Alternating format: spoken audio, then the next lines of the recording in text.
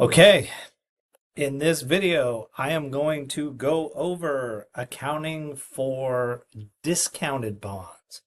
All right, and remember, when we sell bonds where the stated rate is less than the market rate, we're basically saying that what we are offering investors is less attractive than what everybody else is offering. And therefore we need to issue it at a discount. Okay.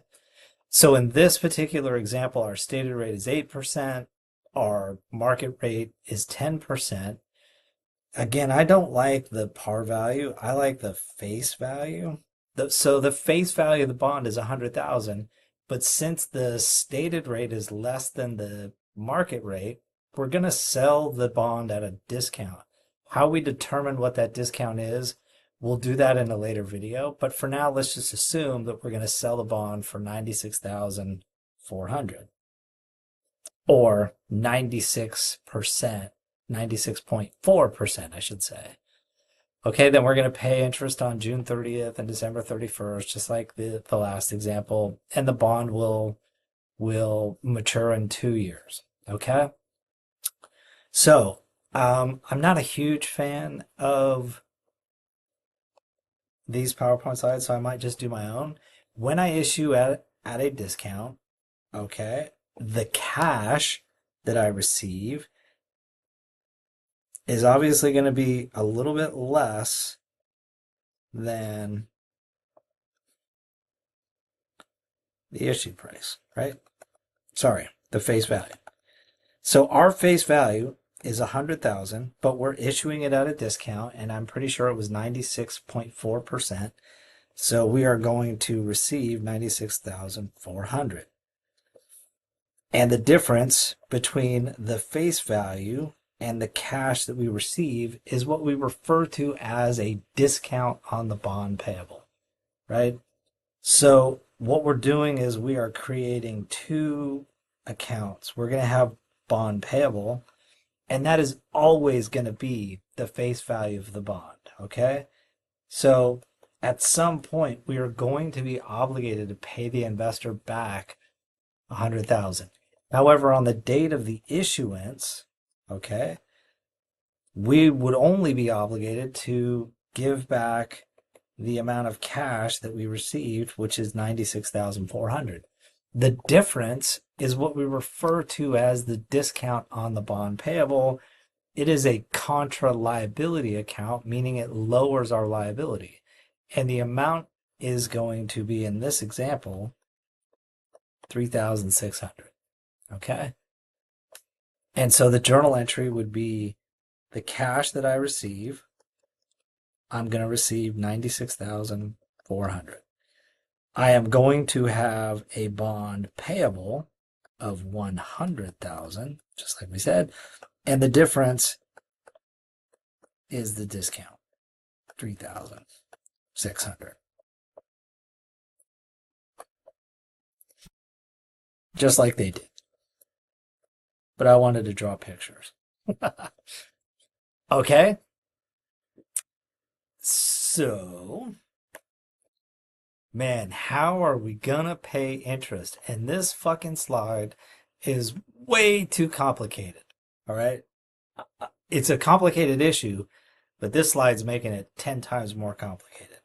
So I think I'm going to go back to this. Okay. Here's the deal. When I pay, this is the issuance. Okay. And now when I pay interest semi-annually, remember we're going to pay interest in June 30th and then again on December 31st. Okay. The first thing I do when I pay interest, okay, first thing I do, I am going to credit cash. And the amount that I'm going to credit cash by is always the interest payment that I promised to pay. And the interest payment is always going to be the face value times the stated rate. And in this example, the face value of the bond was 100,000 and the stated rate was 8%, but we're paying it semi-annually. So we're actually paying 4%. And so 100,000 times 4%, to me, I think that is 400.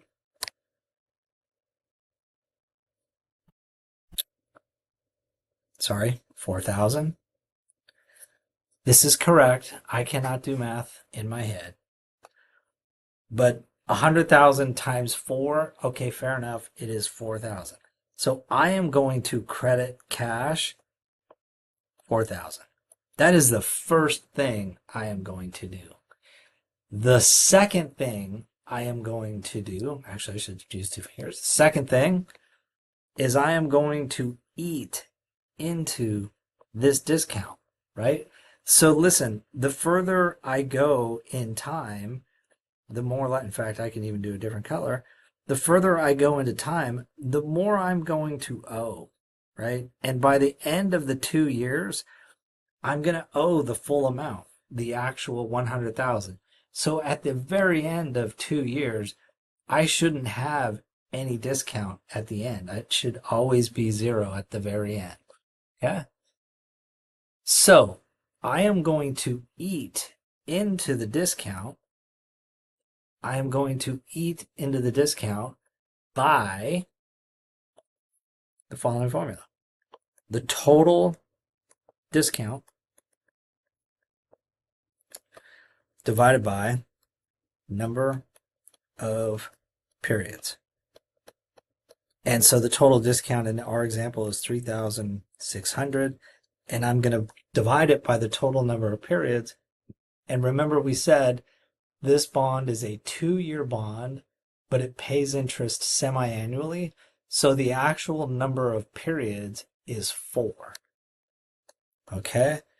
So I am going to eat into the discount by, what is 3,600 divided by 4? It is 900. 3,600 divided by 4, 900. And now that I see the answer, I could have probably done that in my head if you gave me 20 minutes. But anyway, what we're saying is every 6 months, I am going to eat into this discount. And so in this particular example, the discount was originally 3,600. So if I want to lower the discount, I am going to do it with a credit discount on bond payable, 900. And then finally, the interest expense is the combination of the cash that we paid and the discount that we ate into. Because think about it. The real expense of borrowing money is, one, the interest that I have to pay. That was the 4,000. But then I originally borrowed 96,400, and now I'm obligated to pay back something slightly more than that because I used that 96,400 for 6 months.